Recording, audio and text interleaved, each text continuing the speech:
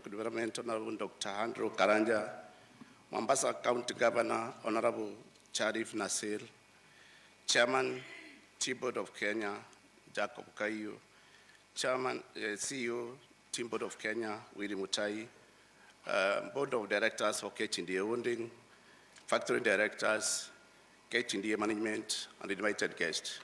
All protocols observed. Ladies and gentlemen, good morning. It gives me a great pleasure, Your Excellency, to stand before you today as we welcome you to close this important induction workshop. This event has marked a significant step in our journey towards enhancing governance, leadership, and operational efficiency within KTDA. Your Excellency, we have taken this board of directors through our vision, the mission, the core values of KTDA, which has been stood for the last 60 years, so that from there they can take over the leadership, having been elected recently by the farmers, Your Excellency. I would like to extend a warm welcome to you, to all the guests and dignitaries, and the most important, Your Excellency, for gracing this occasion. It is now with honor that I wish to invite the Chairman KTDA Wounding to make his remarks. Thank you.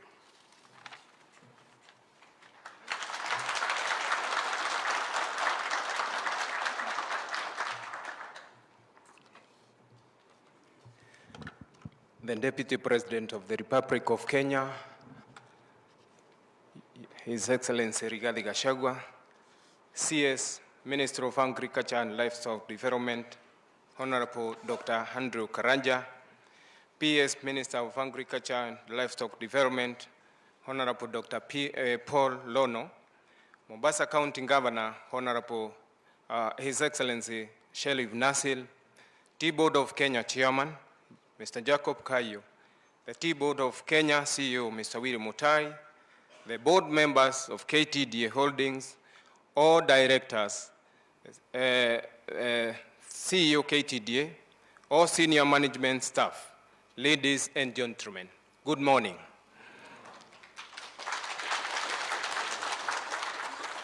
It is my honor and privilege to stand before you today as we mark the official closing of our Directors Induction Program. Over the past few days, we have been embarked on a journey of learning, reflection, and engagement to equip each of you with the knowledge, skills, and understanding necessary to steer this great organization into the future. We feel very privileged that your government, led by His Excellency Dr. William Samoei Ruto, has accorded us this immense support. And on behalf of KTDA family, we say a big thank you. To our newly inducted directors, congratulations on completing this program. The role you have assumed is both a privilege and a responsibility. As stewards of KTDA, not just for the benefit of our shareholders, but for the tens of thousands of smallholder tea farmers whose livelihoods depend on the decisions we make. On a personal note, this is a responsibility I do not take lightly. I assure you of my unwavering commitment to steer this organization forward, always with the best interest of our farmers at the center of every decision we make. The challenges we face as an organization are numerous. The global tea market is ever evolving, with fluctuation in prices, changes in consumer preferences, and the impact of climate change, all presenting significant challenges. But with these challenges come opportunities to innovate, to explore new markets, to enhance our production method, and to continue improving the welfare of our farmers. Even in the persisting challenges, we must ensure that the tea farmer reaps the benefits of their hard work. This is not just a duty, it is our mission. I commit to working tirelessly alongside each one of you to make certain that every tea farmer, whether in the west of Rift or east of Rift, sees the rewards of their labor. Our goal is clear. KTDA tea from every region of this great country must become synonymous with quality. Quality is the foundation upon which market access is built. And it is only by adhering to the highest standards that we can attain and retain markets while fetching the best prices for our farmers. However, the task of enhancing the quality of our tea is not one that can be done alone. It requires the collective effort of every director, every KTDA staff member, and every tea farmer. I implore all players in the KTDA tea value chain to join us in this cause, to ensure that KTDA tea from all regions becomes a beacon of quality. By collectively addressing tea quality, we will make our tea highly competitive in the global market, secure better prices, and reduce income disparities currently experienced by our farmers across the region. But quality alone is not enough. Our efforts to produce top-notch tea will only bear fruit if end product is successfully absorbed by the market. As a leadership team, we are committed to expanding KTDA market share. This will involve not only retaining our existing markets, but also empower new ones. I challenge each of you as directors to be innovative in finding new routes to take our teas to the market. I also urge you to explore mechanisms for making production more efficient, reducing wastage, lowering the cost of production, and minimizing profitability are key objectives that will ultimately benefit our farmers. Your Excellency, in the fertilizer subsidy program Your Excellency, in the fertilizer subsidy program has been instrumental in enhancing tea production for our organization. However, I must make a plea to the government through our dear chief guests, Your Excellency, to push for the fast tracking of the release of the subsidy funds that is remaining.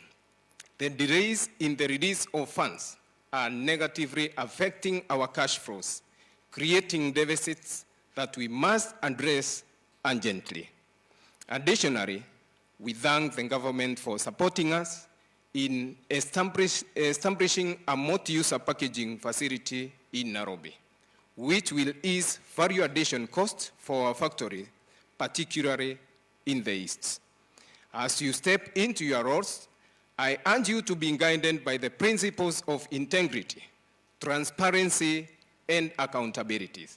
These are the pillars upon which KTDA has built its reputation, and they must remain at the forefront of every decision we make. Our farmers, our stakeholders, our employees look to us for leadership that is fair, just, and visionary. I also encourage you to foster a culture of collaboration and teamwork.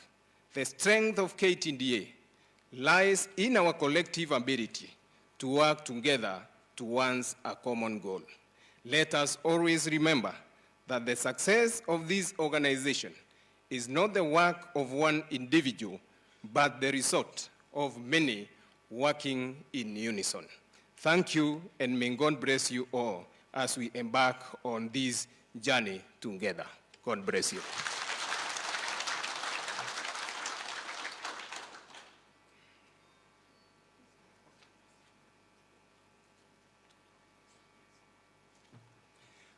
I now take this opportunity to invite the PS to come and address the directors.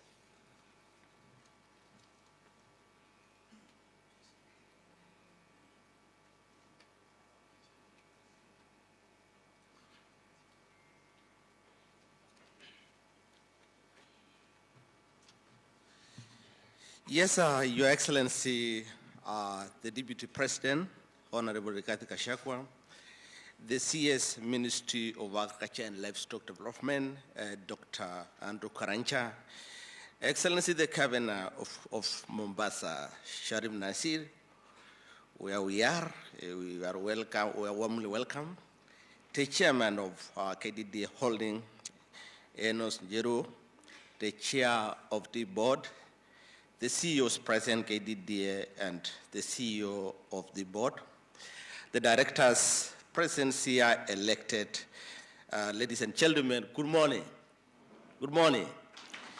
Yes, Your Excellency, mine is very simple, just to welcome the next two speakers. But before I do that, I want to thank you, Your Excellency, for the great support you give to this sector. I know you step in to sort out the coffee sector. You have stepped in to sort out this critical sector of tea, which really contribute a lot for when it comes to the foreign earning. I would like to appreciate your support and with the one of His Excellency for this sector, because it's a sector we believe in that if it is well handled, it will turn around the economy of this country in a positive way. I want to really thank and congratulate this new team of the directors of KTDA, the factories, for really winning your election. Congratulations, directors. I know the game was very tough. It was, Your Excellency, it was bigger than the game of an MCA. I realized this team is a very strong team on the ground. And these are our MCAs. And this is where the rubber meets the road, Your Excellency. And these are the people, we really call them, they are the people on the ground, and we rely on them. And if they work well with us, and the government will achieve a lot in this sector. I have no doubt that this team number one in the sector will really deliver on the agenda of this government, and most importantly, enhance the farmers' earning. So thank you, team, and congratulations. We'll work with you, and I believe that the journey, even though it's a rough journey, you have government behind you so that we can turn around the sector. Congratulations. Your Excellency, when you sent us last week through the office of the CS to come and fix out the issues of unsold tea in Mombasa, I'm happy to report today that from the unsold tea, which was around 100 million kilos by the time you sent us this to Mombasa to work with the brokers and the buyers, we are happy today to report that that number is reduced from 100 million kilos to around 37 million kilos of tea as we talk now. Thank you, Your Excellency, and the CS for that support, and thank you, the brokers and the buyers and this team in totality for what you have done to our tea farmers generally. So I would like to welcome the next speaker, Your Excellency, the Governor of Mombasa, Excellency Sharif Nasir, to talk to us and welcome us to this Mombasa County. Thank you.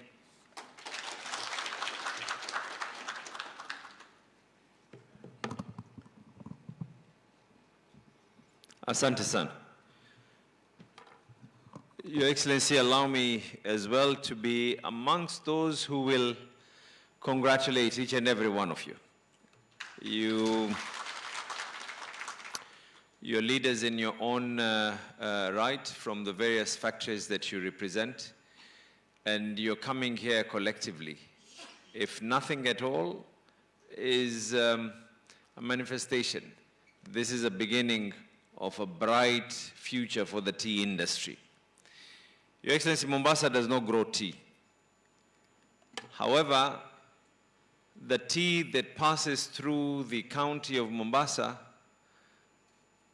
I can comfortably say that Mombasa handles more tea than any county in this country. This is where our tea warehouses are. This is where tea is mixed for purposes of export. So we have tea from every part of this country coming into Mombasa. We even have tea for purposes of mixing that comes in from other parts of the world. And Mombasa is a preferred destination because of our geographical location. Mombasa is a preferred destination because, you know, not to add on top of it as well, you have a governor like Abdul Samad that also adds value to that. But, Your Excellency, there is no doubt, after having said all that, that the interest of Mombasa in the tea industry is a direct impact on the economy of Mombasa. From the warehouses that are rented out, the staff that work in all these warehouses, the tea auction, from the various companies that do the mixing after having bought the tea, the premium tea from the KTDA and its farmers. You will even realize, Your Excellency, that even the hotels within the island of Mombasa, the sales have a direct impact on also the tea market. That means accommodation and everything else has a direct impact on the same. And I think ours is to try and facilitate and to try and assist as government.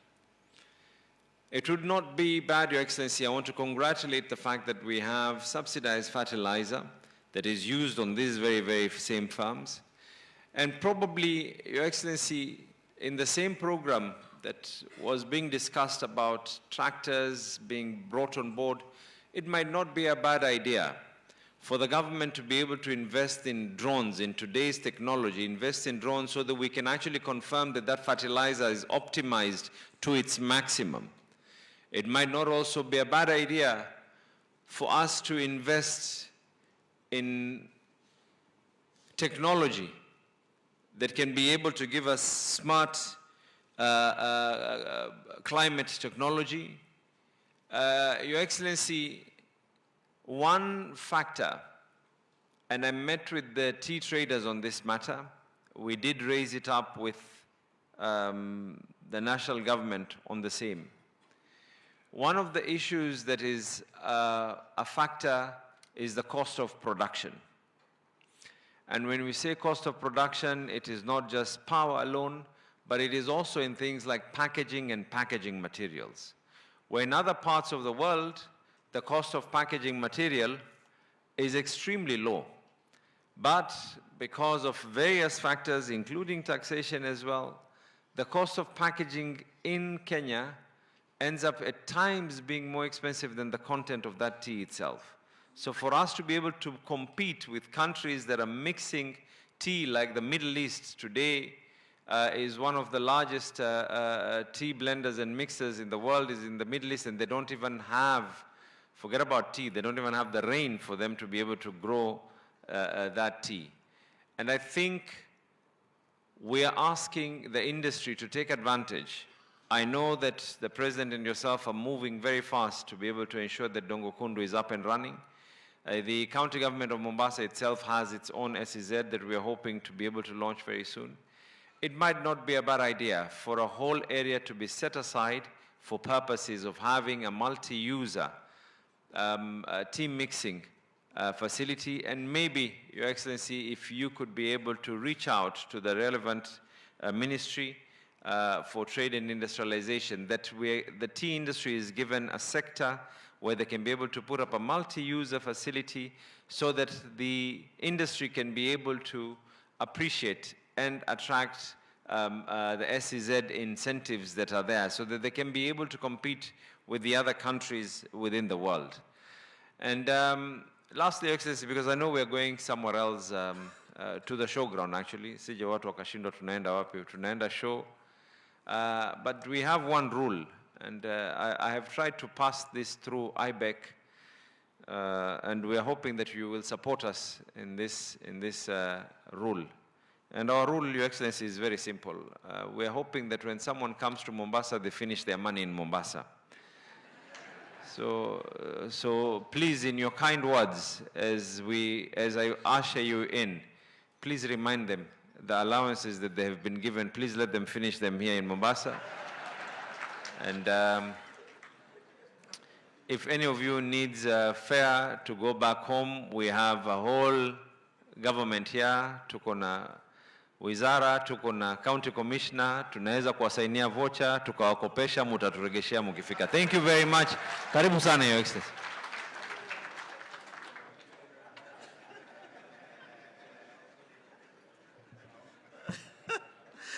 Thank you, Excellency. Governor. So now it is now my humble duty to welcome the next speaker, who is our CS, Minister of Agriculture and Livestock Development, CS Dr. Andrew Karanja, to come and address this congregation and welcome our chief guest. Welcome, CS.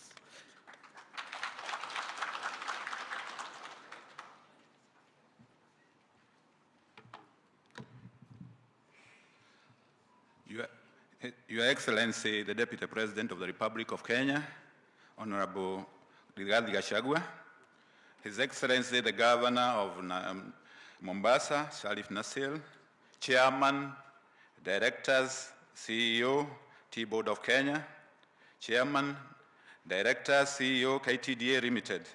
Ladies and gentlemen, hamjambo? Muko? Yes. First of all, let me take this opportunity to congratulate all the directors for being newly elected.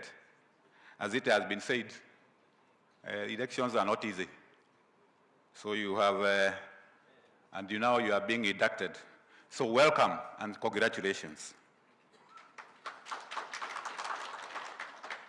I am delighted, Your Excellency, to join you this morning in this very important program of inducting newly elected directors of our smallholder tea factories managed by KTDA. And as we congratulate them, we note that they have a great responsibility to serve the smallholder farmers. And Your Excellency, following my appointment by His Excellency the President, my first stop was in Mombasa, because on 16th of August, I came here to discuss with the stakeholders on the best way forward in addressing some of the challenges of the unstored stocks at the tea auction. And when I was being vetted by the registrators, I promised them that we will be able to look at that issue and other issues affecting the tea sector. And it is good to note that tea is the largest subsector in my ministry. So I cannot keep my eyes off the tea sector. It is very important.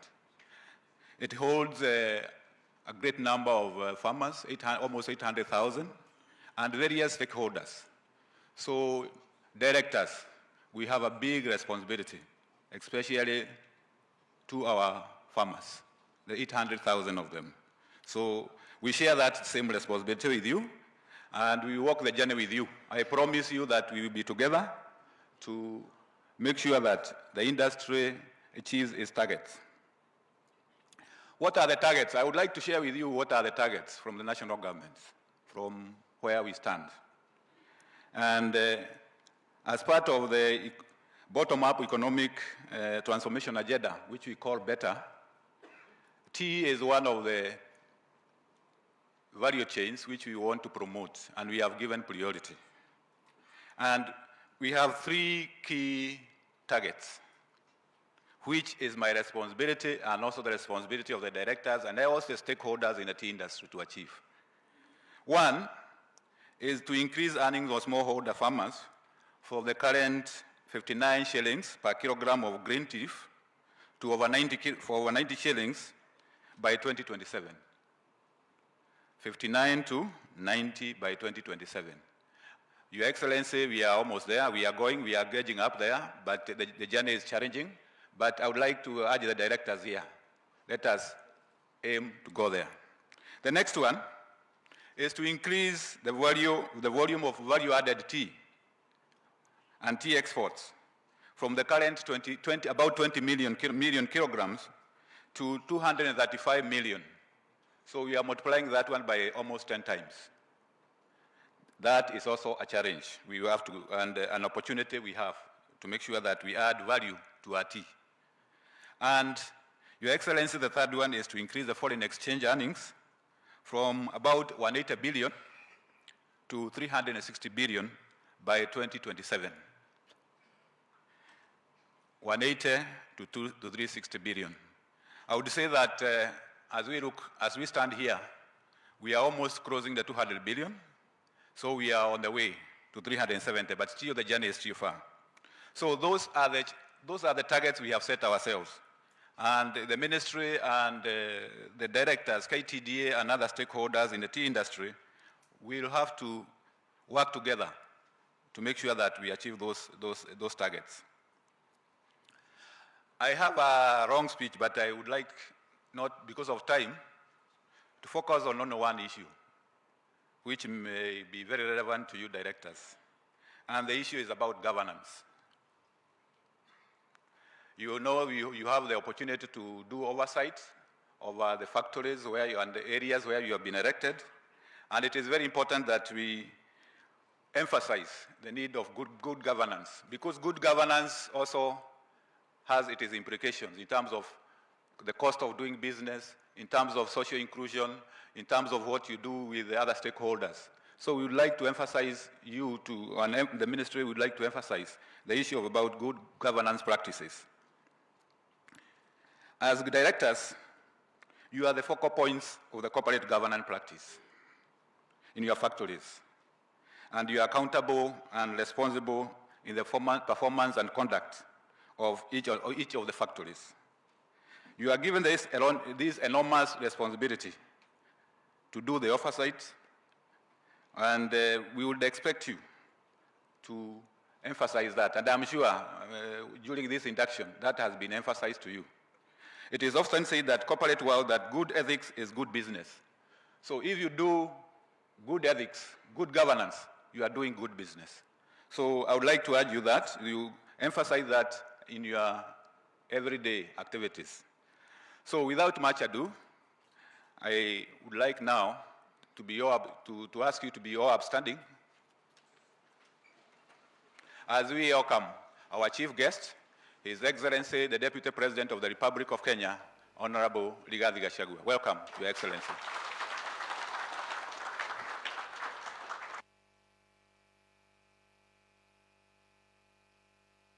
Keti.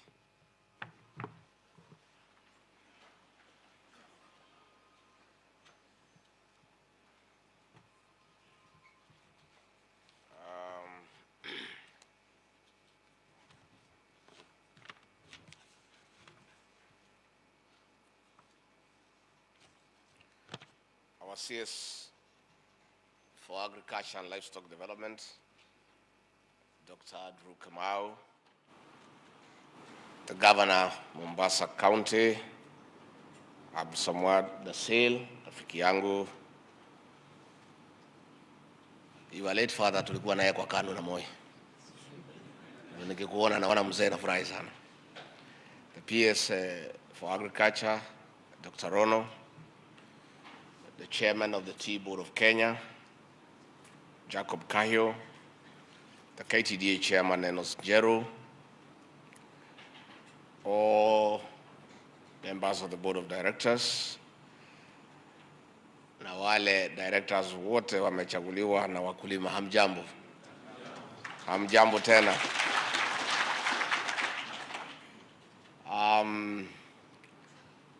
I look back with nostalgia to the pre-election period in 2022, when the Kenya Kwanza team went around the country conducting economic forums to collect public insights which informed the bottom-up economic transformation agenda. A lot was said during those forums, and it is the wish of the people that will fulfill those promises. With limited resources, it is key to have priorities. Under the agricultural pillar, tea is one of the priority crop value chains that is selected. From the economic forums, the voice of our farmer was clear that farmers need more money in the pocket. Additionally, the Tea Reforms Conference held in Kericho in July 2023 was a first step in the continuation of this conversation. Together with the farmers, we agreed on key resolutions on what needs to change to this reform, to this subsector. These resolutions were farmer-centric in the spirit of the public participation requirement in accordance with our Constitution. The Kericho resolutions were organized based on a value chain approach of production, processing, marketing, value addition, institutional, policy, and legal reforms. At a high level, under the production thematic area, the resolution centered on re-establishment of the Tea Research Foundation, farmer extension services, and soil testing. On processing, standardized processes for harvesting and handling of green leaf, carb tea hooking, establishment of quality assurance framework, harmonized power tariffs between KTDA and Kenya Power, and investment in orthodox processing. Under marketing, we agreed on national branding of Kenyan tea, review of reserve price, timely payment to farmers, and leverage on commercial diplomacy in our Kenyan missions abroad. In value addition, KTDA was to increase sale of value-added tea from the current 1% to 40% by 2027. For instance, Sri Lanka, one of the world's largest tea producers, does 50% value addition. Finally, institutional policy and legal reforms included the withdrawal of court cases, improved corporate governance at KTDA, and full implementation of the Tea Act. The current status, as we stand here today, where are we on these actions?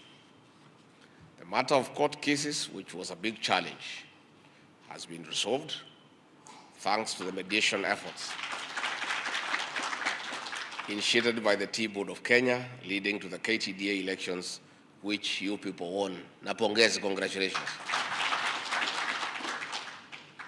Najua waziri, kushinda uchaguzi hata ya kiti ya Munanda ni kibarua. Na wale sisi ni watu ya kuchaguliwa, we know it is not easy to get elected. It doesn't matter how small, kama ni ile ya tea buying center, kama ni ile ya director. Watu 100 wamelala nyumba tofauti.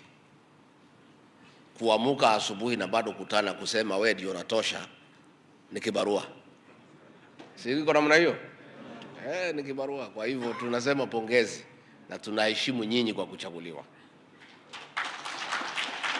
For the most part, that is the only achievement we can celebrate more than 1 year later. If put on the spot to explain this to your employers, the farmers, can you?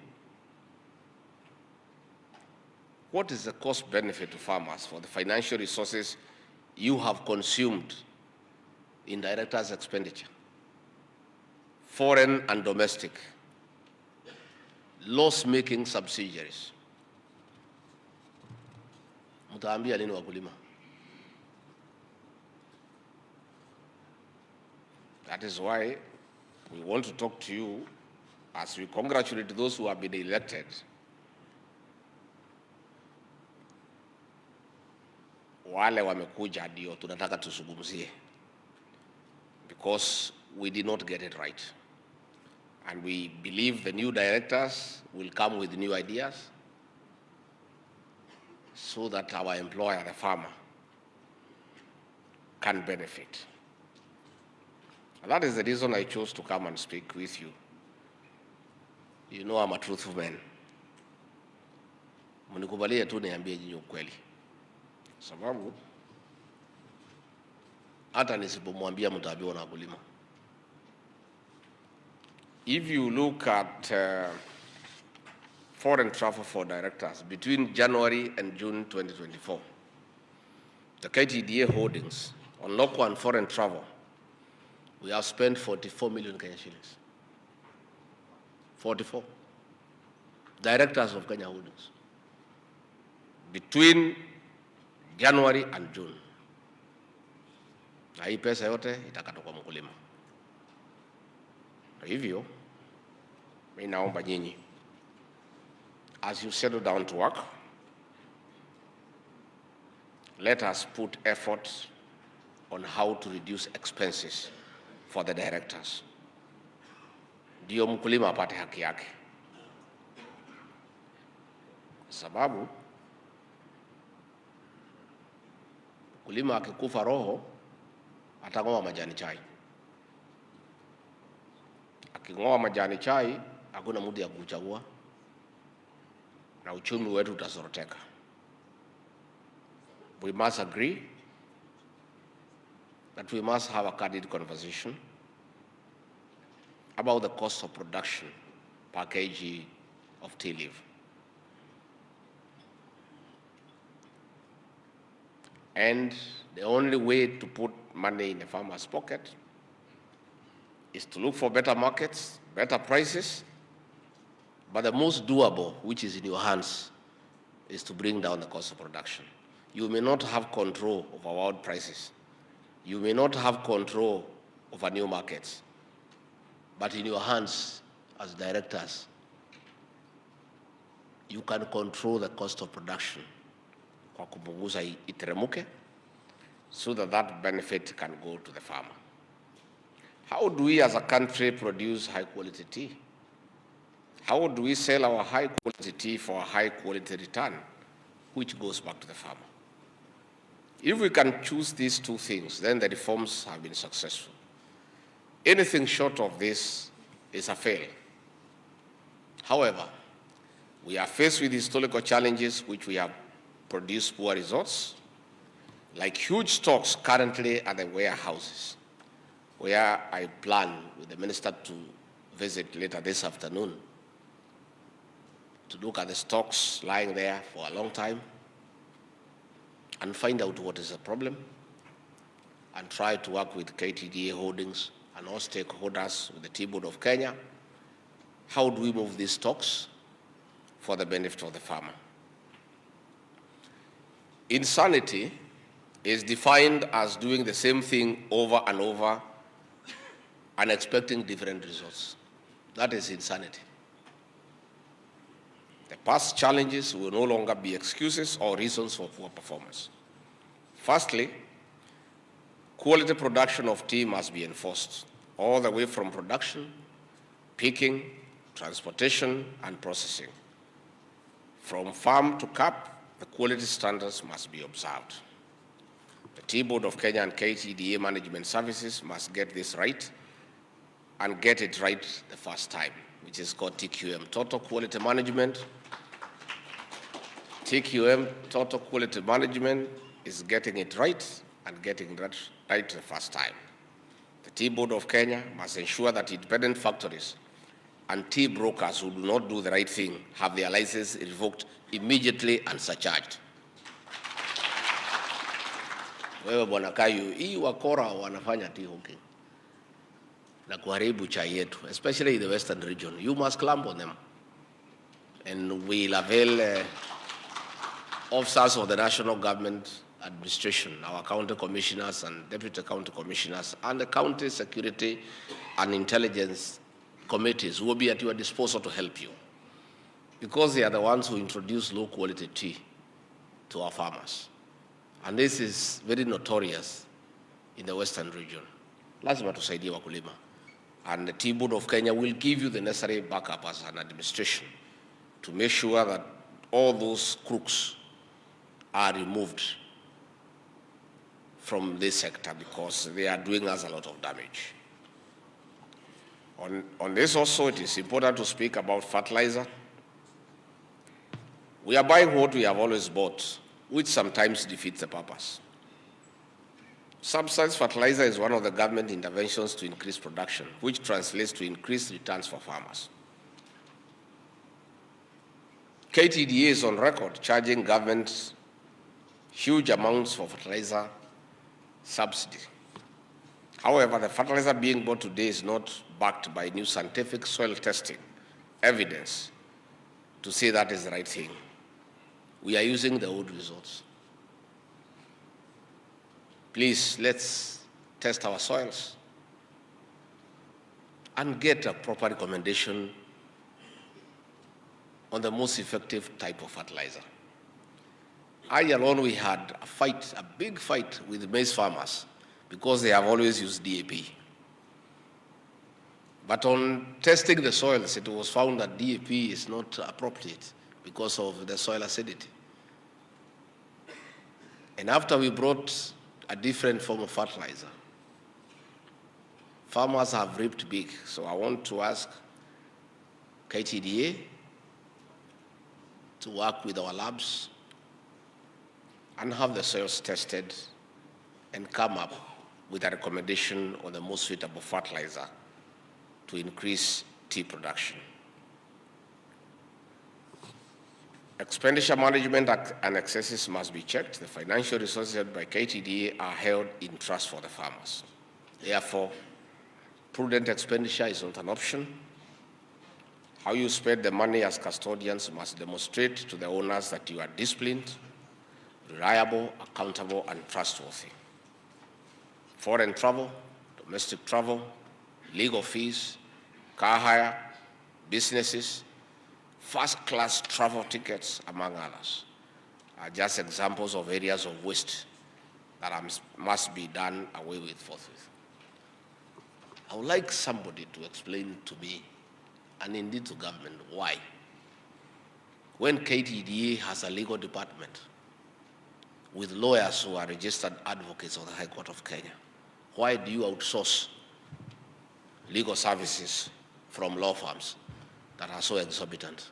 Yet we have a fully fledged legal department with lawyers paid monthly, and they are admitted as advocates of the High Court. They can go to court and argue cases on behalf of KTDA. Lakini tunawacha wale mawakili wako pale, wanalipwa mshahara kila mwezi. Kukiwa na kesi, tunaenda kutafuta mawakili kutoka nje, wanalipisha pesa mingi. Hiyo pesa watu wanaume wanakatana.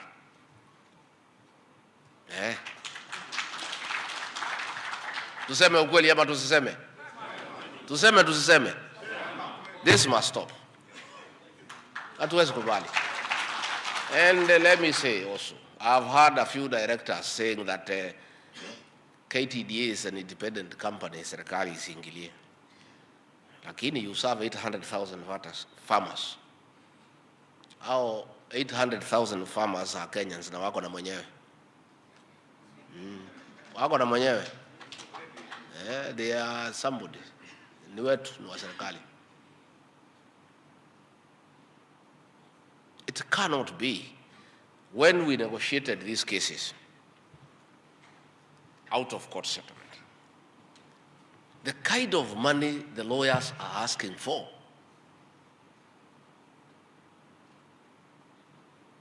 is astronomical. Hata wale walipigania rais na mimi kotini kwa Supreme Court bado uliza sisi pesa kama hiyo. Na hiyo kesi ndio ilikuwa kubwa sana Kenya. I mean, it's unbelievable. Yet we have a full-fledged legal department. So we either scrap that department, then we outsource lawyers, because iko wajagani tumeandika mawakili hapo kwa KTDA na wawezi enda kotini. Now all of them are admitted advocates of the High Court. So hii ni maneno ambaye inaleta shida.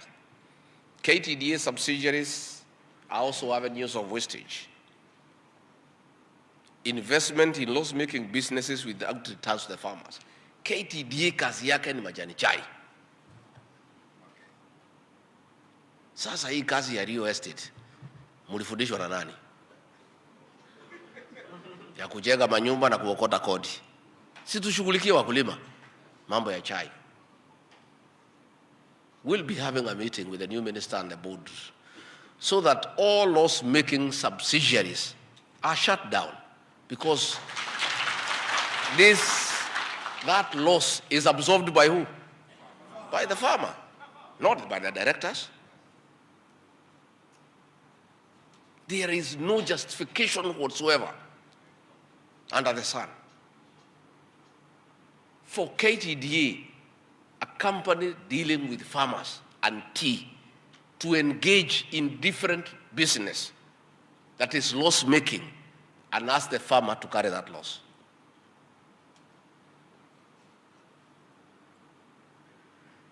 Najua wengine hamunipendi, lakini mimi sasa si lazima nipendwe. Si Pastor Dokas ananipenda. Sasa iko haja gani mimi kupendwa na wanaume? Kuna haja.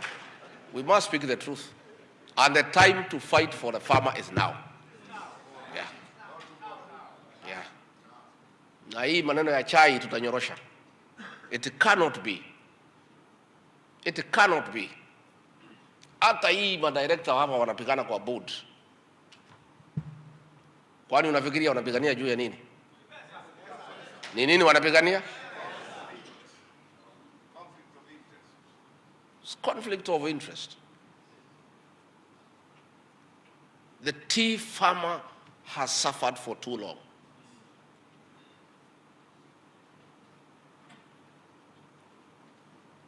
Sasa mgongo ya mkulima imevunjika, anaendelea kuwekelewa magunia juu. Mkulima amekatika center bolt. Si ndio? Hizo subsidiaries that are loss making, chairman and your board, no, we must have a conversation. We must have a conversation.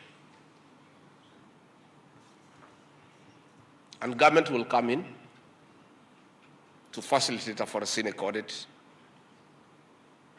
to ensure only viable businesses remain, and everything else must be wound up to stop wastage of farmers' resources and exploitation of poor tea farmers. Let us stick to the core business of managing tea factories and selling tea. Hiyo ndio kazi yetu. Hii kazi ingine mwachie wafanyabiashara. Wajenge manyumba, wafanye insurance, wafugue nini, tufanye kazi ya chai. The Tea Board of Kenya will oversee direct sales overseas to ensure that tea is offered and sold and timely payments received. There has been a trend for the direct sales overseas to be used for speculation purposes. Then after the necessary approvals are sought and granted, the tea ends up stuck in the warehouses as unsold because there was no actual buyer. Kwa makaratasi chai imeuzwa, lakini iko kwa store. Tutaenda hapo leo saa 8. We must clean up this space. This must stop forthwith. Additionally, payment to farmers, even through the direct sales overseas, must not be on credit. It must be prompt, like the auction process. Wakulima wapate haki yao. Today, most of our tea is sold in bulk, which does not fetch a premium compared to value-added tea. This must be handled expeditiously together with the production and marketing of orthodox tea. We as an administration, we are willing to partner with you and the county governments to saidiane to install orthodox tea production lines because it fetches higher return for the farmer. We are willing to put in money together with the county governments and yourselves to saidiane. And the recommendations from the inspection report of the revitalization of the tea subsector established in the previous administration, pursuant to Executive Order Number 3 of 2021, is a good place to start the operational and administrative changes needed to streamline this space. I've directed my Chief of Staff to spearhead this process for execution. Kama kuna mtu aliiba kitu ya wakulima, utalipa.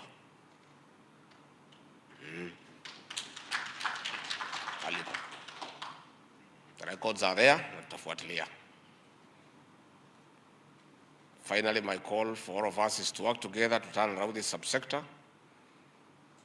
And for that to happen, KTDA must be run professionally and profitably. The hundreds of thousands of tea farmers across Kenya elected our government because they believed in it. Our collaboration will lead to increased accountability, enhanced transparency and prosperity for our farmers, and ultimately build public trust in government. Mimi nikiongeza tu kidogo niseme, wale mlichaguliwa pongezi. Tafadhali mfanyie wakulima kazi. Na pia, in the spirit of democracy, the majority have their way, the minority have their say. Asiyekubali kushindwa si mshindani. Wacha wale walishinda, tuwaunge mkono. We support them to succeed for the benefit of the farmer. Wale ambaye wakushinda, you will have another day. That is the way it goes. Na hakuna haja ya marumbano, hakuna haja ya kelele, hakuna haja ya fitina. Wacha tukubali uchaguzi umeisha, na asiyekubali kushinda si nini? Kushindwa si mshindani. Let us embrace democracy. Elections are over. Let us work for the farmers. And we as an administration, the chairman, I know we owe you some money ile fertilizer. We are also in difficult space because the money we give you for subsidized fertilizer tunaokota kwa Wakenya. Hakuna pahali iko store ya pesa ya serikali ya Kenya ati naenda kufuguliwa kutolewa. Tunachukua pesa asubuhi, tunakupea saa 8. Tusipochukua asubuhi, hatuna kitu ya kupatia saa 8. It is that simple. That's the way, you know, some people don't understand the way government finances work. It's revenue and expenditure. The revenue you get from the Kenyan taxpayer through taxes. And then you give it to the ministries and departments and organizations to spend. You only spend that which you have. So we are in a difficult fiscal space in the sense that we are collecting slightly over 2.2 trillion. Then we have a huge public debt that we pay every day. We have salaries, we have a current expenditure, and we have the other level of government, the county governments, whom we are giving like 400 billion shillings a year. So we are in a tight space. So we disburse monies as they come. So we look for, once we are in a better space, we'll be able to pay what we owe, but we want that benefit to be passed to the farmer. So governor, umesema hawa watu watumie ile pesa yote wako nayo hapa Mombasa, nimekubaliana na wewe. Lakini wanasema imeisha. Sasa una bahati, umefurahia ya mwaka huu. Hao watu sasa warudi mashinani. Mambo ya kuja Mombasa tena hakuna haja. The induction is over. Si mmesoma? Sasa mwende mfanyie watu kazi. Kuna haja ya kuleta hii watu yote hapa Mombasa tena. Kwa sababu sasa wamesoma, wameerevuka, wameelewa kila kitu. Sasa waende wafanyie wakulima kazi. Na mimi siwezi mwambia hao wasikize ground kwa sababu hao ndio ground. Si nyinyi ndio ground? Si mimi nasema watu wasikize ground. Ground inasema wakulima wa chai. Ground, uliza mimi, nimetoka huko jana. Inasema tupunguze gharama ya production. That is what the ground is saying. Inasema wakurugenzi wawache kuingia first class kwenda ng'ambo. Hiyo ndio ground inasema. Naona hapo mpigi makofi. Hata msipopiga makofi, hivyo ndivyo ground inasema. Na mambo ya ground ndio mwisho. Many people don't like me because I say what the ground is saying. And sometimes what the ground is saying is not very pleasant to leaders. But that is the truth. Tafadhali, justify the trust the farmers put in you. Watu kuamuka mapema, kwenda kusema wewe ndio unatosha, unafaa, ni heshima kubwa sana. It's a very big respect umepewa na mkulima. Angalau na wewe umsaidie aweke kitu kwa mfuko, asomeshe watoto wake, ajenge kanyumba nzuri, aweze kujilipia hospital bila akipata kuugua. Hiyo ndio ile kibarua iko mbele yetu. So please, I want to encourage you to work hard. I want us to have better prices. I want us to have a huge bonus, so that tukitangaza bonus. Last year nilifanya party ya bonus, so that tukapongeza those factories that had done very well. Let us work towards a better bonus pay for our farmers. But most importantly, let us be men and women of integrity. Let us not thrive on the sweat of the farmer. Usikuwe wewe unanona mkulima akikonda, itakuwa na makosa. So mimi natakia nyinyi mema. I'm sorry if I'm too hard on you, but I'm just that way. Hapa nimekosa, munisamehe. Nimekosa. Si lazima tuseme ukweli. Hiyo ndio ukweli. Hao wakulima wa chai wanaamuka mapema, wanachuna chai, wanapata arthritis. Payment ikija inakuwa deducted ile loan, ikija ile ingine iko loan. Wakulima wanaendelea kukwisha na kufilisika. Miaka nenda, miaka rudi. So we must feel for our farmer. Na tukiumiza hii mkulima, nani atalima chai? So mimi nimeshukuru sana. Na I just wanted to come and talk to you and tell you that as an administration we'll support you. We have supported KTDA. And we are happy that now we have new directors, and then mfanye kazi. Where you need our support as a government, we'll support you. Tumesaidiana, makesi imeondolewa. We can now implement the Tea Act properly for the benefit of the Kenyan farmer. So sisi tuko pale kama serikali to give you support. And why we are interested in this sector is because of the 800,000 tea farmers who are the people of Kenya. So as an administration, lazima tukuwe na interest on what is happening in the subsector. Again, we have told our ambassadors and high commissioners to look for new markets. We are looking at Pakistan, we are looking at Egypt, we are looking at Iran. We have challenges in Sudan. Tutaendelea kusaidiana kutafuta soko so that we can be in a better place. Nisikia wengine, you have problems with independent directors, that's okay. But it's in the law, so what you do is very simple. You look for somebody to move an amendment in the National Assembly and the Senate. Ikiondolewa, you just comply. As it is, that is the law. Hayo hii sheria unajua imeundwa. If you are not happy with any clause in the law, there is only one way out. You look for an amendment in Parliament so that we are orderly. Let us be people of the rule of law. Let us do things in an orderly manner so that this sector is stabilized, so that we are able to make progress. Mimi nimeshukuru sana.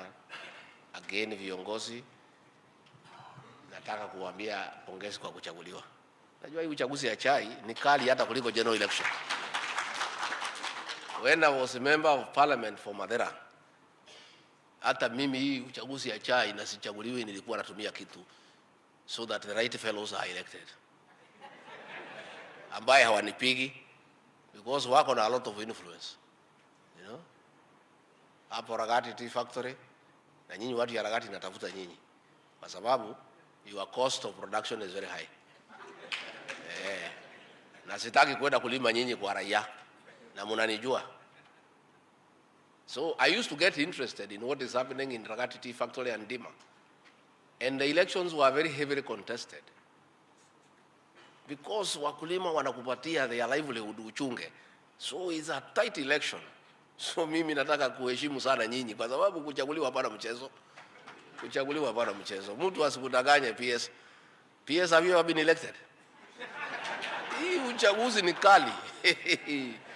Hii ya chai hii ni kali sana. Si iko namna hiyo? It's tough. It is tough. So ndio sisi kazi yetu ni kuheshimu watu wamechaguliwa. Na nyinyi mfanye kazi. Please work hard. Change people's lives. Let the farmers say at the end of your tenure that they made the right decision to elect you. Then they can re-elect you again. Si tumekubaliana? So sisi naenda huko show. Ukipata nafasi pia mkuje kwa show muone ile mambo iko Mombasa. Na hapa Mombasa iko mambo mingi, so mjichunge.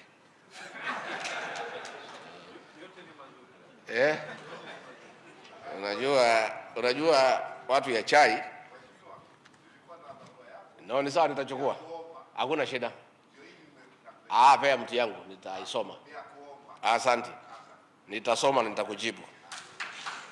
Unajua hii pesa ya chai inafuatwa na watu wengi sana. Hapo kwetu nilipokuwa ndio Kirinyaga, mahali naitwa Gachagua. Tuko na factory naitwa Dhumaita hapo. Na iko ingine hapo Kedore. Sasa bonus ikikaribia, tukitembea town tunaanza kuona sura nyingine hatujazoea. Naangalia hii sura hii hapana hapa. Hii sura hapana hapa. Hii sura hapana hapa. Pesa ya mkulima ikifuatwa. So hii pesa ya hii mkulima inafuatwa na kila mtu. Sasa hii mkulima ataenda wapi? So we used to have musako kali sana. Tukiwidana na hiyo warembo. Walikuwa wanafika wakati ya bonus.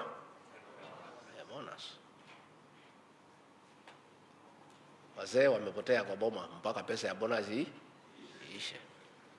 So this tea farmer must be protected. Because he is under siege from every corner. Kutoka chini, kutoka juu. Sasa hii mkulima ataenda wapi? So at least nyinyi tafadhali wacha watu wetu ya security wangangane na hiyo watu. Isikuwe ni nyinyi mnataka kitu ya mkulima. Kwa sababu nyinyi you are the custodians ya kitu ya mkulima wa chai. Wacha tungangane na hiyo watu wakati ya bonus. When is the announcement for bonus? From next week. So tutakuwa na kibarua. We'll ask our people, our security people, to be on the lookout kwa hiyo watu. Tutafunga mabaa mapema. Na hiyo watu yote wanaonekana wageni tuwaambie warudi pahali walitoka.